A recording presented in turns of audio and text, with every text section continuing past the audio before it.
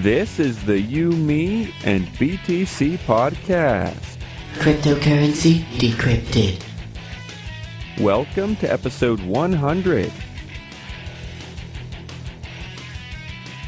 For this week's very special episode, we have three very special guests, Andrew Lee, Cyril Blanc, and Adrian.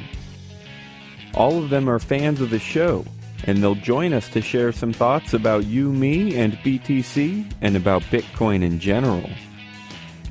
We'll also spend some time reflecting on our own crazy journey over the past 100 weeks. Your hosts are Tim Baker, John Stuart, and myself, Daniel Brown. Here we go.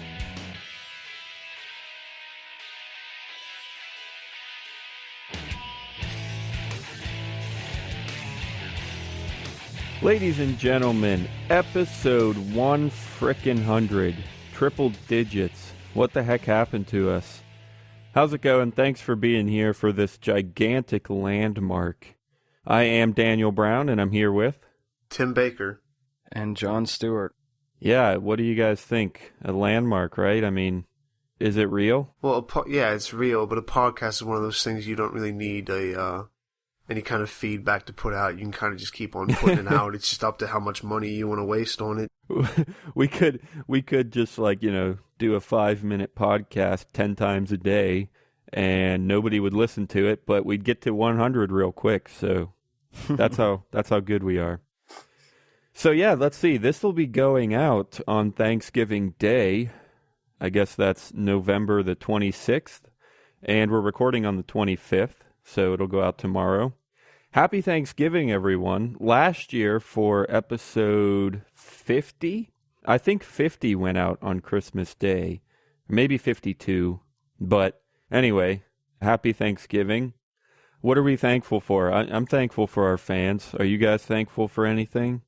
Well, if we have fans, I'd be thankful for them. Yeah, I mean, they're probably cool, I guess. I mean, we or did maybe actually. Not. There's like that, I think it's Groucho Marx who had that quote, like, I wouldn't be a part of any group that would accept me. Well, my theory is that none of my life is real. It's all just in my imagination. So, it's possible I made everything up. I think the universe was programmed by humans in the future. So, like, right now we're just running a simulation that we will create in, 50 years or something. We'll get there. So it's like a time loop.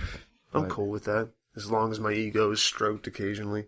So yeah, speaking of fans, that's one of the things we want to focus today's episode on. So I think I'm going to put this part at the beginning. So coming up, we have some fan interviews, and that was pretty fun. I did those by myself. I guess John and Tim weren't around, or I didn't really even ask them. So sorry, guys.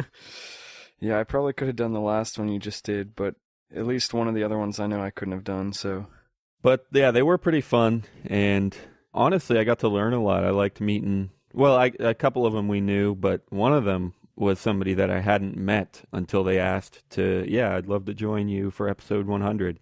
And it was great to talk to a pretty new fan.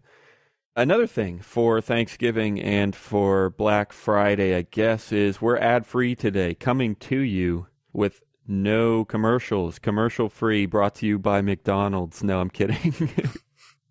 I hate when they do that. They're like, this movie has been brought to you with limited commercial interruption by AT&T. Well, thanks, AT&T, for interrupting my limited interruption. Next 30 minutes will be ad-free thanks to the following sponsors of the minute-and-a-half ad that then also includes a 5 to 10 second out ad by Spotify. I don't use Spotify. I use Pandora, and I have gone commercial-free, so. Well, hey, guys, what do you think of the last 2 years? What's it been like? I know we did this kind of conversation for the 1-year anniversary kind of thing. Or I guess it's not quite 2 years. I guess that would be episode 104 kind of, but close enough. What do you think? Have you had fun? Any high points, any low points that you need to share? From the whole 2 years? Yep. Let's see. Well, we've gotten hate mail twice now, and I don't know whether that's a high point or a low point. High also, point. I was thinking about the hate mail, and it happened the first time, and I was like, it must have been because it was me and Tim hosting an episode. And then the next time it happened, I wasn't there, but there is a common denominator. So I'm not sure. Not sure if that means anything. Common denominator, Tim. Well, here's something really. Daniel has to like point. That's the low point of the show is when Daniel takes John's subtly, slightly kind of okay joke and then just blatantly just bashes the listener in the face. I with it work like they're really retarded. hard to make everything understated, but when Daniel does that, Daniel's like, no, wait, I know what it means. It doesn't make me look any less cool when Daniel does that, so I'm fine with it. Unfortunately, I can't disagree with that. I got to explain things way too much. That's probably true.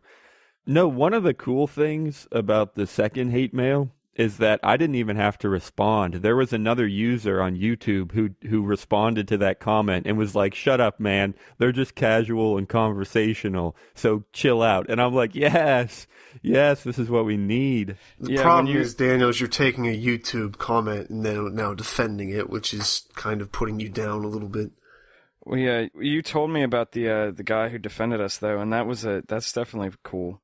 And also, some of these fan interviews that I did, I think at least 2 of them mentioned how casual we are. I don't know if that's because they actually think that or because we say it all the time, but, We're super casual, cool. bro. Well, if you say something, enough people will believe it, and if they believe it, they'll see evidence of it. That's why it's just like conspiracy theories. That's why we say we are the best Bitcoin podcast on the planet, and it's true. So, also, we're the best Bitcoin podcast on the planet. And 2 + 2 = 5. It's true. It's completely true.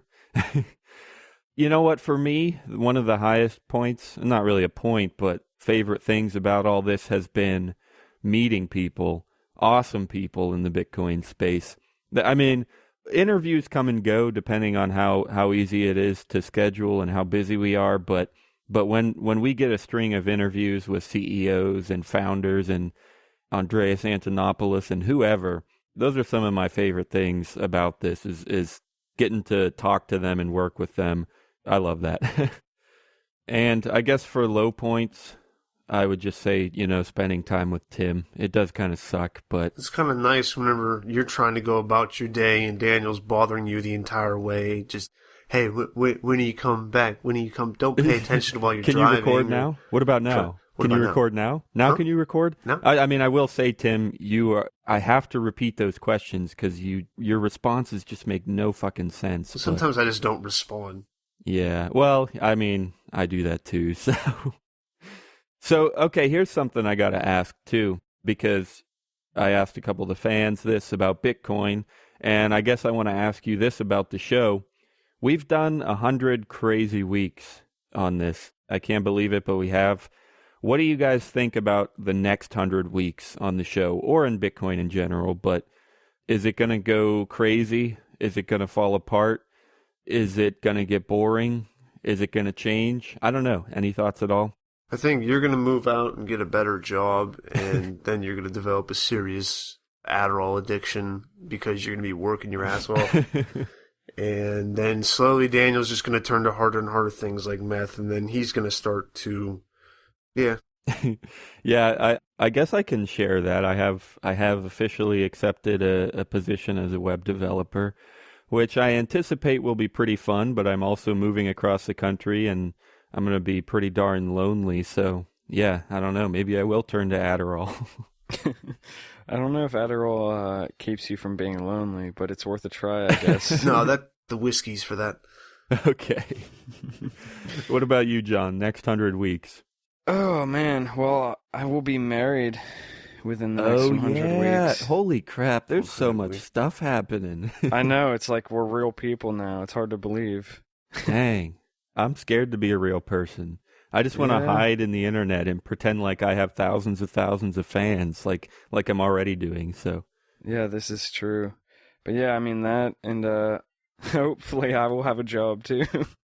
So maybe as a web developer also, if I'm lucky. Yeah, we'll both get jobs as web developers for a couple of years, and then we'll just start our own websites and not have to worry about anyone else or anything else, and we literally can hide in the internet. Yeah, sounds like a plan. That's what normally happens. Well, I will say for the next 100 weeks, I seriously do anticipate some fun growth because that's already what happens all the time. We've never really stopped growing. Every day I get emails. This many people signed up for your email list. This many people started following you on Spreaker. You got YouTube subscribers. Not as much YouTube subscribers because we don't focus on that. But I do. Every day I get emails about who's following you, who's keeping up. We get, more tweets every day and whatever. So I definitely anticipate growth. We've already grown a ton, and I'm excited to see where it leads. So anyway, I guess I'm going to say enough of Tim and John. We're going to turn things over to myself and the fans because those are the best people on this show. The I best didn't even people. get to... Wait, were we just assuming I'm going nowhere with my life the next 100 weeks? Didn't you already give a response? No, not in the next 100 weeks, did I? I thought I was giving it for you. Okay, go for it. What about it? That doesn't mean I have one. I'm just expecting that. Well, I want to know. Make something up. Get swole as fuck and pretty much just bench press the world. All right. So, when we need a lift with the show, Tim will help us out. Yeah, it's very good for the whole speech and talking thing, but... Tim's going to go on steroids, and he's going to mess with his voice, and he'll... I don't know, maybe his voice will become the perfect radio voice, and he'll become the star of the show. It won't crack Doesn't anymore, it become maybe. more feminine? No, I think that's after I'd be done with it, I think. I think then it might go back up to where I'm cracking a few times. Because you're going to have, balls like raisins. Well, I am going to turn things over. Medical advice for everybody. I'm going to get rid of Tim and John for a little bit, but I think we'll be back at the end for advice of the year, I guess, maybe. Seriously do want to thank every single one of you fans. We could not do it without you, and we seriously are growing all the time. And you can help us with that. Tell people about us. Tell your best friends. Tell your parents. Tell your sister. Tell your girlfriend. Tell your boyfriend. I don't know. Tell everyone you know that they should go to youmeandbtc.com for the most entertaining Bitcoin podcast on the planet. No, seriously, we couldn't do it without you. Tweet about us. Share us on Facebook. Whatever you can. Come back every week. No, not whatever you can. Just tweet us and share. It's not that hard. Just do it. No, whatever you can. If you have $1,000 in your bank account, I want you to buy a day's worth of a New York billboard and show us off. If you can do that, I want you to do it. So yeah, whatever you can. Can we have everyone sign a petition to send the money that we use to fund ISIS or Al-Qaeda, whichever group it is, from the government to us instead so that we can perform terrorist activities? I'm fine with us taking that whole role on as fine, the fake terrorists. I think Daniel would be okay with it. John, maybe not. You might have to break up a few plans in your future. But I think we could do well. You might as well say hi to the NSA, too. I'm sure they're listening. I don't know. One of those thousands and thousands of people that just sits at a desk and listens to this stuff. What's up, dude? What up, boy? Okay, we'll be back, guys. We'll be back at the end to enlighten you with our expert advice. Have fun with the fan interviews. Have fun listening to my voice some more because it never really goes away. And enjoy this 8-second music break instead of a 30-second or 60-second commercial break. Look what you people are getting. This is a better deal you can get anywhere. It's true. Who needs $5 off of a TV when you can get commercial-free You, Me, and BTC? All right, we'll be back. We already wasted 30 seconds there anyway, so...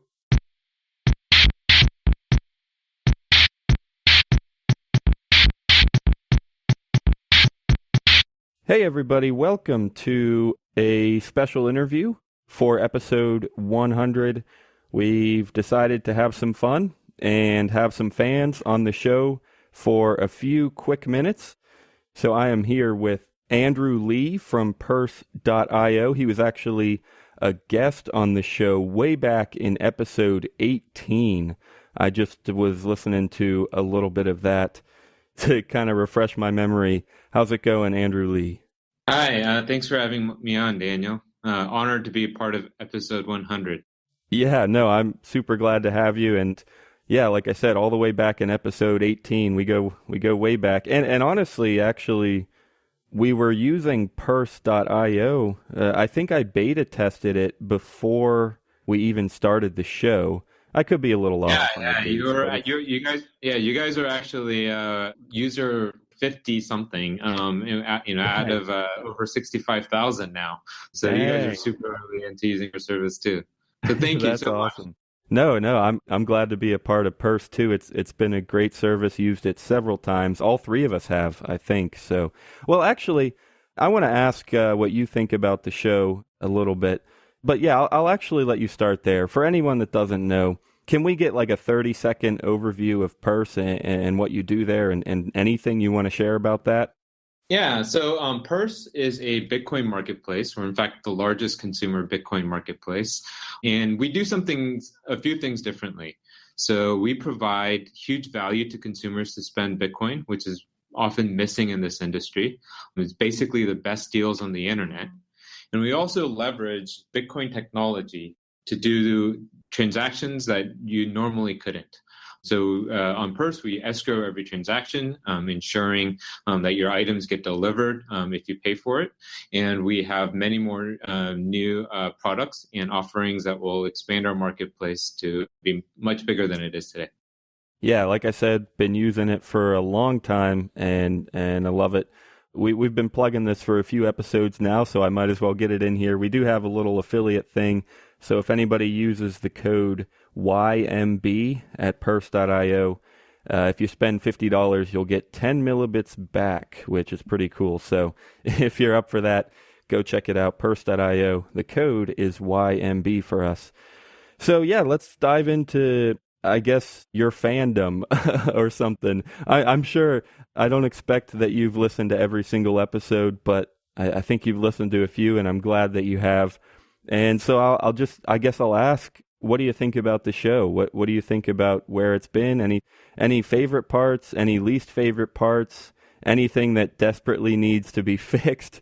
I don't know. I just want to get your general thoughts on what it's like to listen to some episodes of You, Me, and BTC. Yeah. So we've been big fans of you, me, and BTC, and watch you guys evolve and grow your community. What I really love about the show is that you guys have a very enthusiastic community. It's basically we're all pioneers in this.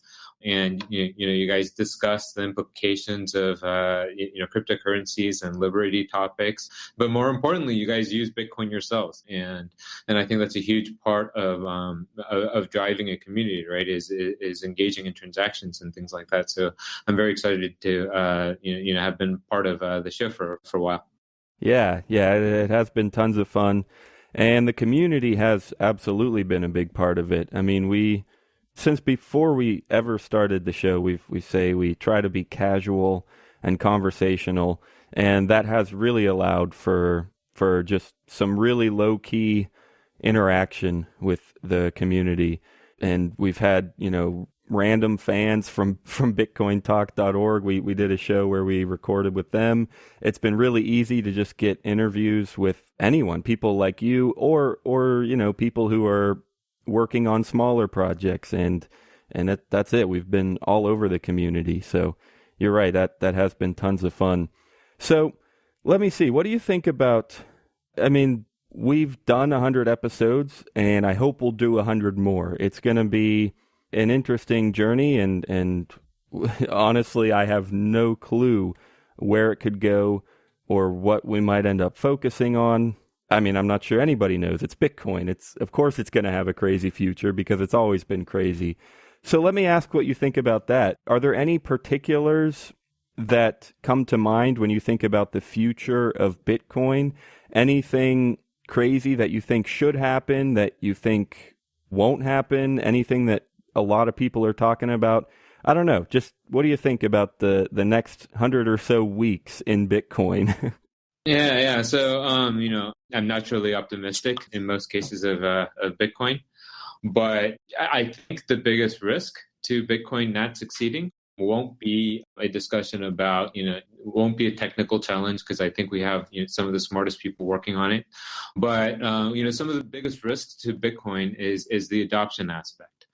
So if people don't use this technology, then there's been many great technologies in the past, or inventions and evolutions, and that just never made it to the mainstream. That wasn't ever commercialized. That wasn't ever used.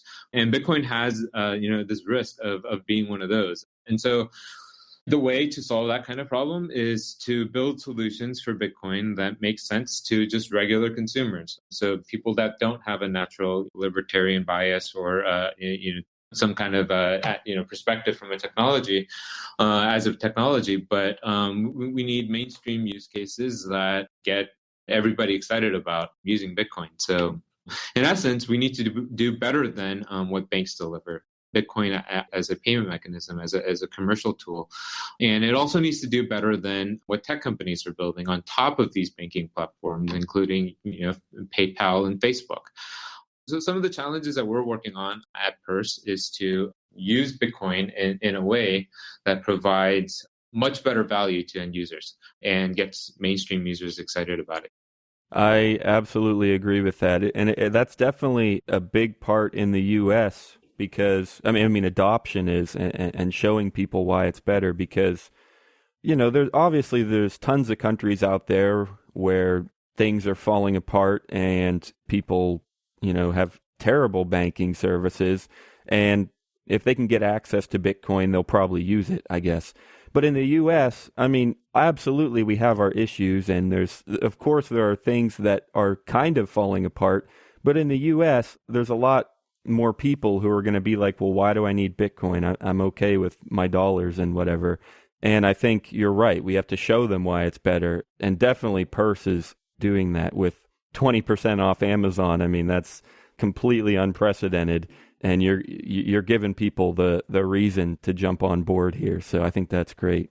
Yeah. So we also, in addition to the Amazon discounts, we recently launched Merchants, and the goal of that project is to provide any merchant the ability to sell their items for Bitcoin with the minimal listing fee costs or fees and all that stuff combined. So eBay charges about 10% on everything that you sell, and all these marketplaces charge way too much. And Bitcoin saves a lot of the cost in doing the payment transactions for a marketplace. So but the implications here are anybody without having to get some kind of government registration, bank requirements, and all the stuff to operate a business can just sell their items for Bitcoin. And I think this is a huge step that will translate to consumer value as well. Yeah, I'm definitely excited for all that, and I hope people are interested in it, and I hope it does drive adoption just simply by convenience and amazingness and everything. Well, this was awesome. I'm showing around 10 minutes, and we want to keep these quick so we can fit in a bunch of fans. I want to thank you a ton for joining us, Mr. Andrew Lee from Purse.io. Are there any final thoughts, anything you want to share? Can you tell us how people should find you or reach you or connect with you? Anything else before we close? Yep, so you can follow me on Twitter. It's Andrew Lee. And that's probably the best way to get in touch with me. And thanks so much for having me on the show. Awesome. Thanks a lot.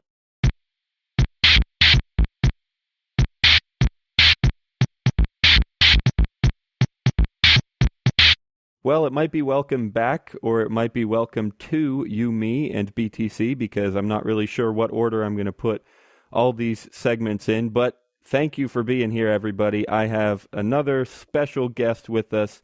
One of our biggest fans, I would say by far, he's our most active fan on Twitter. We've had so much fun getting news stories from him and kind of philosophical stories, and we have covered several of them on the show. So I am here with Cyril Blanc, or Cyril Blanc. He says both work, so thanks for being here, Cyril. My pleasure. Thanks for having me. I guess I should mention, like I said, he's super active on Twitter, and I would encourage everyone else to follow in his footsteps. We love having tweets. We love getting stories and thoughts from everyone out there. So anyone is always welcome and encouraged to tweet us at you, me, and BTC. So yeah, Cyril, thanks again for being here. I guess I'll I'll start by asking what you think about the show, just in general. I mean, my guess would be that you like it because you listen and tweet us pretty often, but maybe you hate it. I don't know. Tell us you do like about it, what you don't like about it. Know if you have any favorite parts or least favorite parts. Can you tell us what you think? I think it's good to approach the subject from a non-technical point of view, precisely because most of the people who will end up using Bitcoin are not going to be understanding the technical element of Bitcoin. So the fact that you guys seem to understand both sides of the equation, you know, the technical side, and you're able to communicate that in a casual, lighthearted manner, it's sort of cool. It's sort of like the flavor reminds me of, I think it's Bitcoin Uncensored, some guys associated with Colored Coins. They have their own podcast, and it's the smart but informal approach that I think is cool. Sorry to bring up another podcast in your episode, but I'm just saying, like, that's one trait I see in both podcasts that I think really stands out is intelligence plus the ability to not always be so formal. That's completely okay. We love everyone in the Bitcoin space, and we definitely want to promote them and encourage them, and that's no problem at all. We started this whole podcast because of Let's Talk Bitcoin. We all love that show, and we're like, well, hang on, why don't we try a show? Let's have some fun. And then also you said the word casual. That's kind of our buzzword. Whenever someone, you know, says, what are you guys talking about? You guys are crazy. It's like, well, yeah, we're just trying to be casual and have some fun. And I'm glad somebody out there is enjoying it. And I definitely do too. So, well, yeah, like I said, you're always tweeting us interesting stories or philosophical articles, things like that. You always have great thoughts and ideas that you're mulling over in the Bitcoin space and telling people about.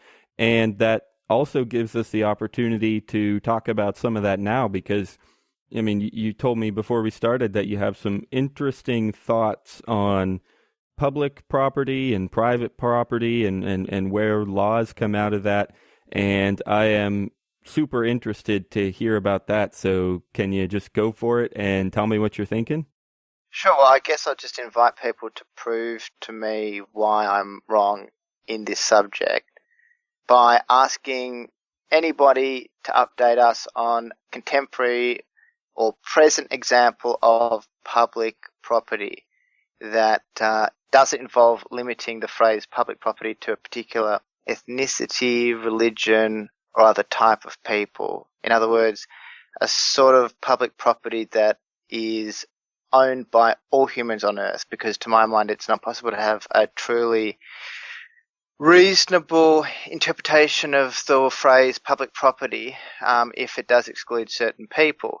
And the point of me asking if anyone can point to an example of public property owned by all humans on Earth is to try and make the point that to one degree or another everything is a form of private property, and that, as the esteemed computer scientist Nick Szabo has sort of indicated, it's probably more likely that systems of law are initially built up as a result of a need to protect private property, i.e. your own person or property external to your own being, rather than a different form of thinking that says law or systems of law are built up from some sort of public policy or public law point of view. So yeah, my basic point is, can someone point to a type of public property that all humans on Earth own? If not, we can safely assume that it doesn't exist. Everything is, to one degree or another, private property, and therefore a legal system needs to be a private legal system. I think that's my main point, is that you can't have a functioning legal system unless it's a private legal system. And I mean, all the tweets and everything are all connected to that point, which I think is easily overlooked or underappreciated. Yeah, I think that's a really interesting point. I mean, you know this, and most of our listeners should know this by now, but that's a big part of the podcast is thinking about liberty and thinking about private property and the free market. And then from there. I know that, can I just interrupt? Absolutely. Sorry. No, that's all right. The gentleman over at the other podcast I previously referred recently discussed an esteemed financial journalist over at the Financial Times, and they were discussing this lady, Isabella, I think is her name, in connection to an interview this other podcast did with a famous economist. But the reason I bring it up is because I've had a discussion with her on Twitter regarding this idea of, is the law a product of private property or public policy? And this Financial Times journalist referred me to something to do with the 12 tables of law or something in the Roman Empire, or I don't know, you can just Google, Wikipedia, 12 tables, Roman law, whatever.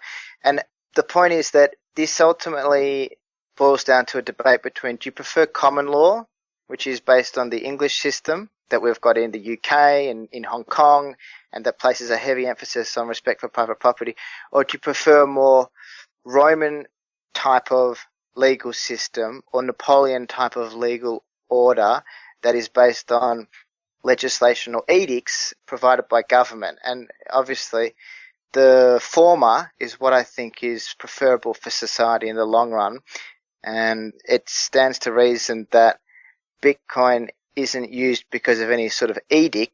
It's used because of a voluntary desire to engage this new technology. And in that way, it leads much more to the former, much more to a sort of private law system than it does to a Roman law system or a Napoleonic sort of system of law. And yeah, I'd love to hear a feedback, this financial journalist, because she's clearly very smart, but she seems to think that without a public law system, you can't have law. And I'm not sure that's the correct way to think about things for the future. I'm not even sure if that's correct if you go back in history and look at previous ways various societies existed. So, yeah. Yeah, I like those thoughts because, like I said, most people listening will know that we're not huge fans of government, but at the same time, governance, exactly. Right. That's the point I was trying to make. It's like I've recently had to deal with the government in Australia, and I've actually found myself being surprised for how great the experience has been. Of course, I've got parking tickets, and I've had many run-ins with the law, minor ones that are really annoying and I get very angry about. But I'm just trying to make the point that this idea that a libertarian is against order, is against civilized standards and modes of conduct that people are free to opt in and opt out of, you need to really establish that fact. You need to establish the fact that governance is necessary, and that can be achieved through the private sector, not only the public sector.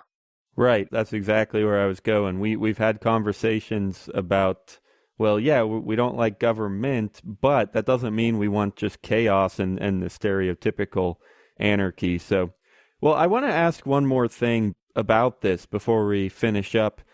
And tonight is really the first time that I've been introduced to these thoughts and everything. So I haven't had a ton of time to organize my own thoughts on this in terms of the private property and where law comes from and stuff. So I'm not going to fully commit to these thoughts. This is just me kind of sharing what's going through my head right now. But I want to ask, what are your thoughts on like a group owning property? Totally. I think it's really wonderful.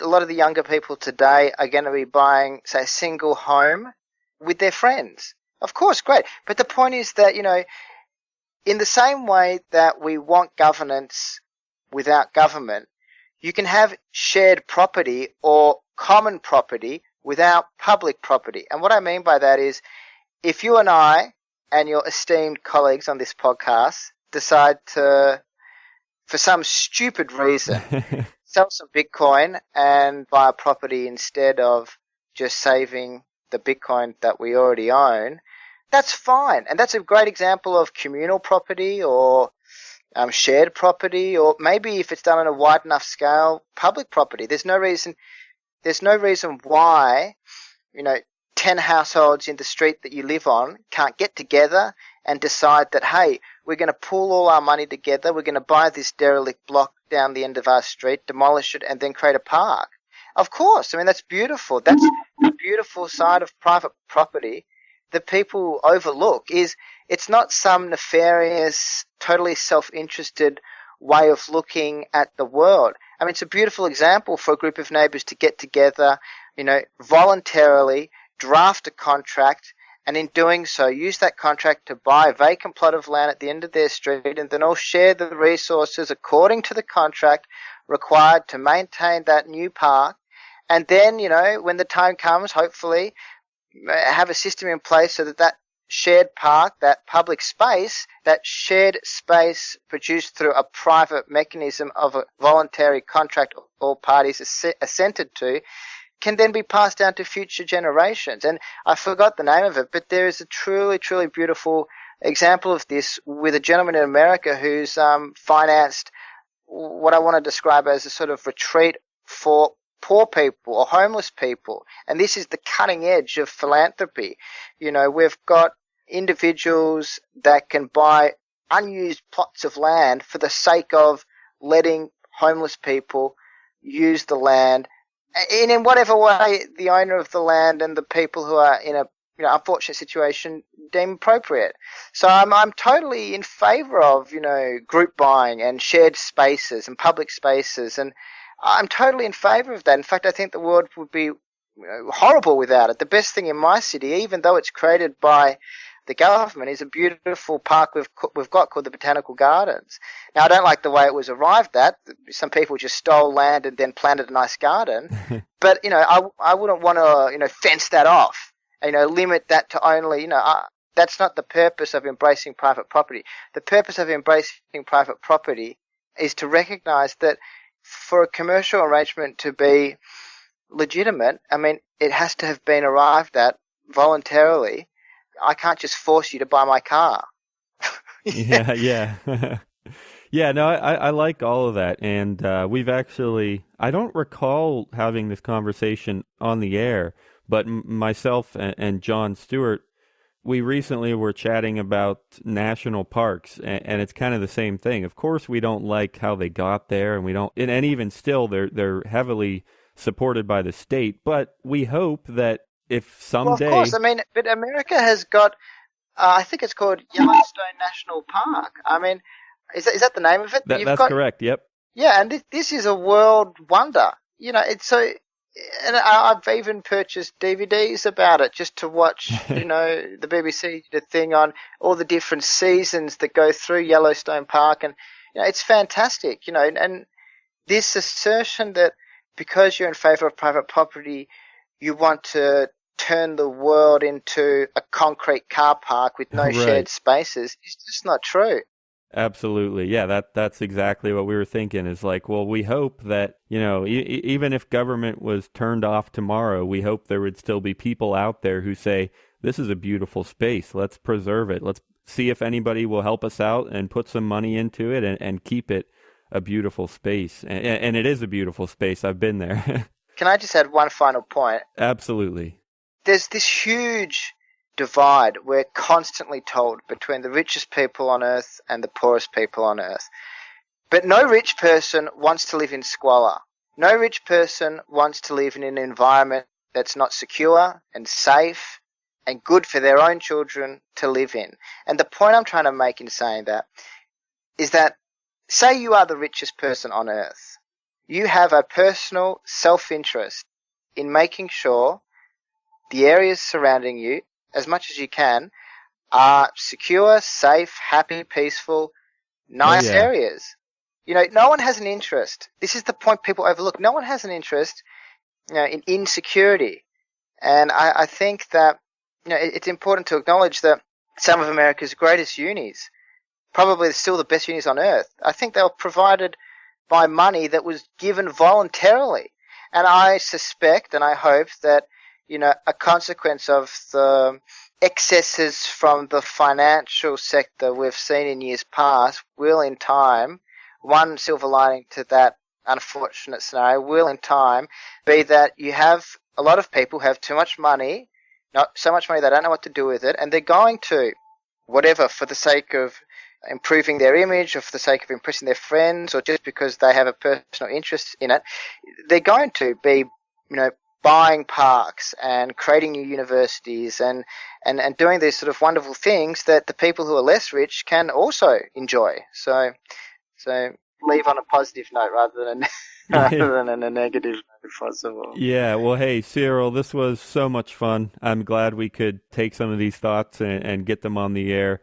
I'm so glad that you can be here for us with episode 100, and I hope maybe you can be around for episode 200. We'll see how it goes. But hey, thanks again. It was so much fun. My pleasure, and thank you. I really appreciate the opportunity to speak with you.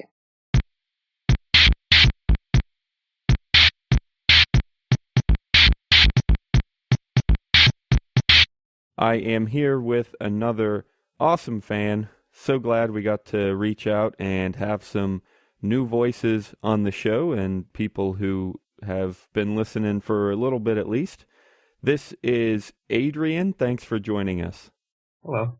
So I actually want to start by just asking, because I've done a few of these already, and they were people that we had already known a little bit and had communicated with earlier. But you, as far as I can remember, the first time you reached out to us was to say you wanted to join us, which I'm definitely grateful for.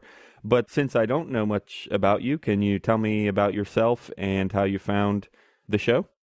Well, I originally found the show when I found your website, and I was looking for an Mbit to BTC converter. Like, I was looking for a converter, and I remember your website has one. Oh, yeah. So I found that, and I was like, whoa, wait, is this a podcast? And I looked around, and then, yeah, it was. That's actually pretty incredible to hear, because that page, our Bitcoin converter page, drives like 90% of our website traffic. And I've always wondered, how many people go from there to the show. And yeah, I can look at analytics and stuff and make some guesses, but it's awesome to know that somebody's actually done it. So that's great. Mm-hmm. That's really cool. I didn't know that. Yeah. Apparently it's a really useful tool for people, and I'm glad. So, yeah, let me ask about the show. Like, tell me if you have a favorite part or something that you just really is memorable, and then if there's anything that you don't like, anything that should be fixed. I don't know. What do you think about the show? Yeah, I think it's really good. I really like everything except the... I like it when I understand. Yeah. Like, just some of the stuff I just don't get. But I mean, like, that, you do you. Like, it's fine. But, yeah, like, when something that I really, that I can grasp, like the, smart contracts and Ethereum, stuff like that, then I really can, then I understand it. And I get it. I like it a lot. No, I'm glad you're liking it. And yeah, it is true. We kind of go all over the place sometimes. Well, I won't say we get super technical, because even us, I mean, we've been into Bitcoin for years. And we we're not like, programmer experts in the field and everything. But you're right. Yeah. Sometimes we talk about, more specific stuff. And of course, we like to just bash around and have fun and do whatever sometimes too. So yeah, it can definitely vary. So how did you first find out about Bitcoin? I remember it was a while ago, my dad told me about it. And he said, like, yeah, it's a really cool thing. There's no bank involved. And at first I was just like, whatever, Dad. But, then like, a little bit later, actually, it's kind of recent, like, ever since maybe May, I've been into Bitcoin. So, okay.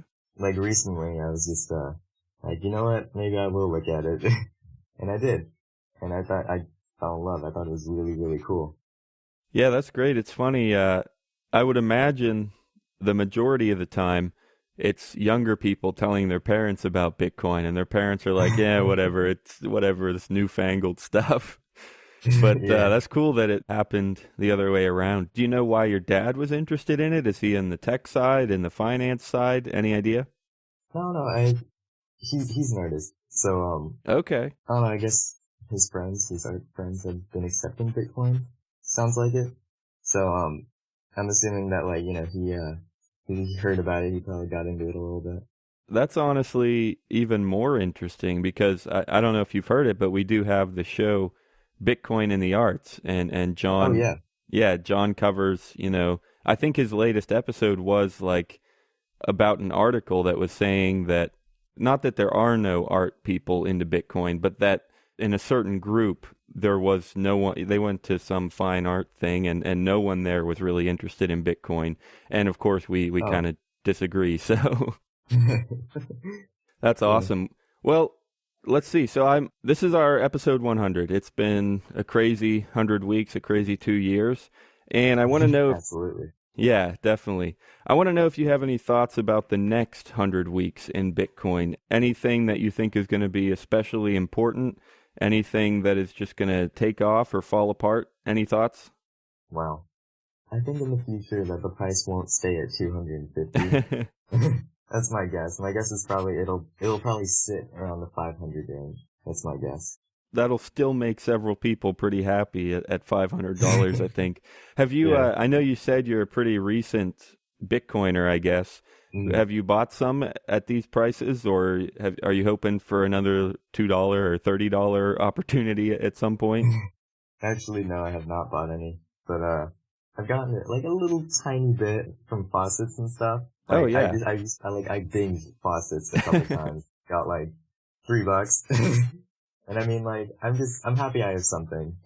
Yeah, faucets, some people ridicule them because they're pointless, but it's exactly like you say, they help people to learn about it and to get a little bit, to get their hands on and to figure out how it works. Mm-hmm. And that's one of the first things I did in Bitcoin, and I think some of my co-hosts have done that too.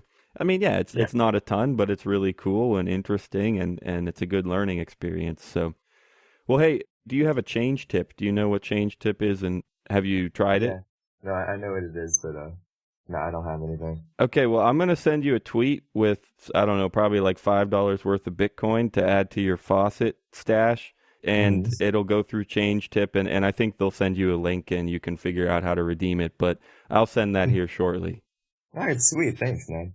Cool. Well, I want to thank you a bunch for joining us. Like I said, it's amazing to hear that there's new people all the time. Like I said, I didn't even know about you until you reached out for this.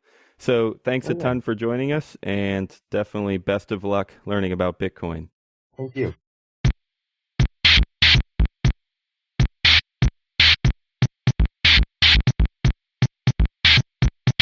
Hey everybody, we're back with the always illuminating advice of the week, which is actually this time advice of the year, so extra illumination. Honestly, it's going to be so good. It's going to be like advice of the millennia or something.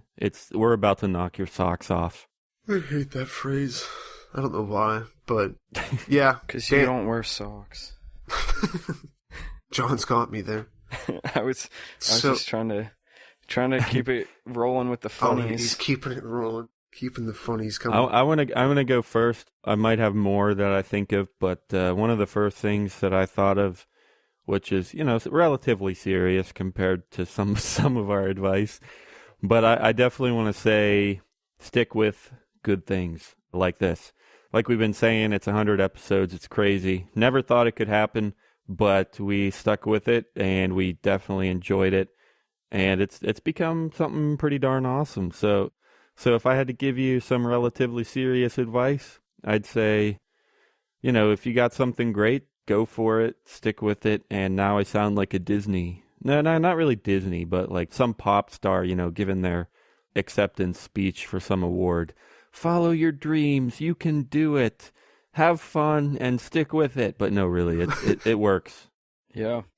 I guess you could echo that. We tried to start a blog like a really long time ago. And yes. It was a bad idea, I guess, and we had no idea what we were doing. But the thing is, when we started this, we also had no idea what we're doing. We still don't really have much of an idea. But I mean, that's serious. Like, it's weird how far we've come. It sounds so cliche and dumb, but it's seriously like if you just do something long enough, it might become a real thing. Yeah, that's exactly right. Yeah, ever since the Brain Collective.blogspot.com. Yeah. And honestly, even before that, I mean, I had, oh gosh, it must have been like 5th or 6th grade or something. It wasn't quite MySpace, but I did stuff like that and tried to make, web pages and whatever. And And obviously none of them worked out, but you just, you have fun, you try things, and eventually you'll learn enough if you love it, and something will stick. And here we are, so. Yeah, don't let your dreams be dreams. Just do it. That's you said tomorrow, so just do it.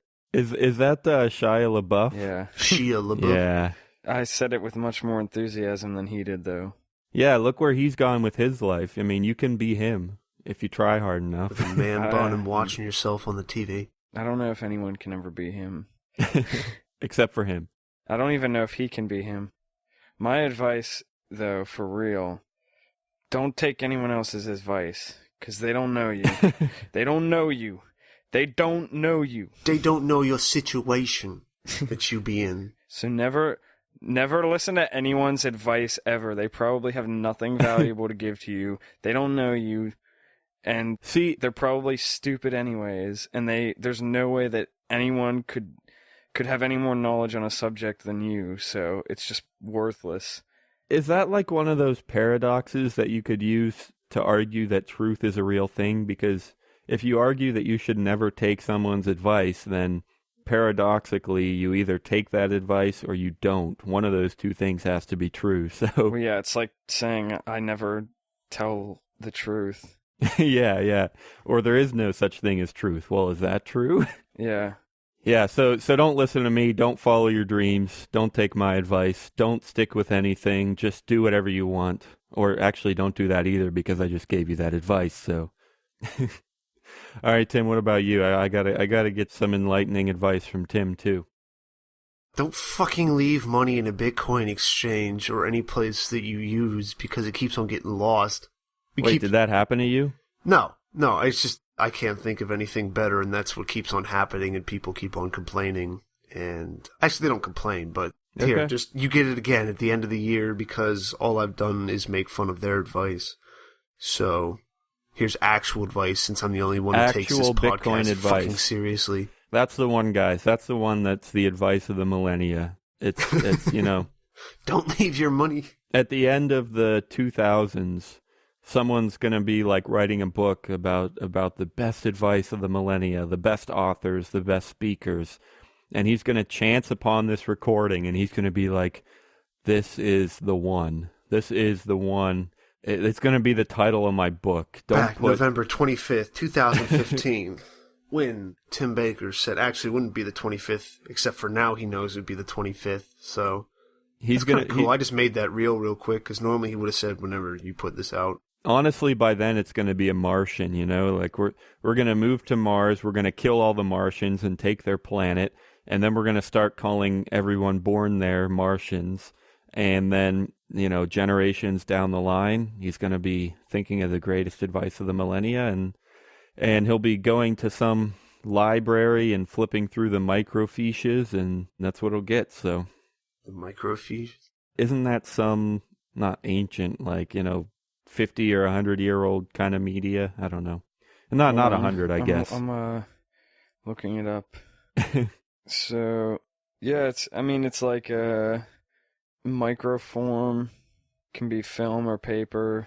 It's like a really early style of flash drive. Yeah.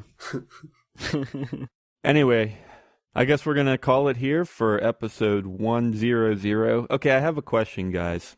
Let's talk Bitcoin. I think once they hit triple digits, they started saying, this is episode 126, this is episode 277, I don't know. So what should we do? Should we start calling this episode 100, or should we stick with 100 and 110 and 123? What's the best way to do it? Do we conform? 100. We should start counting in Roman numerals. base 2. Just start doing it in binary. Base 2. Yeah, this is episode. What's 100 in binary? 11111010. I don't know. I think that's yeah. Too many That's how ones, we'll do it. Anyway, guys, seriously, thanks again for being here. We absolutely love having you guys out there and listening. Let us know what you think all the time. Leave a comment. Send us a tweet. Send me an email. Daniel@youmeandbtc.com. @youmeandbtc on Twitter, Facebook or youtube.com/youmeandbtc. And again, tell your friends, tell everyone, buy a New York billboard. And we will see you next week for episode 10101. I don't know, something.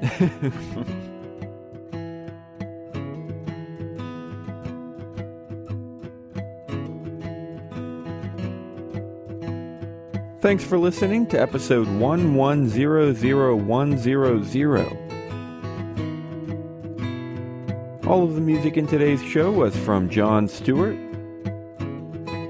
Our guest Cyril has asked that we dedicate his portion of the show to his father, Alain Joseph Blanc. Alain was born in southern France, moved to Paris at the age of 16 to pursue his career as a chef, later moved to London, and then finally settled in Australia. He was a great man who worked hard and never complained. We'll see you next Thursday.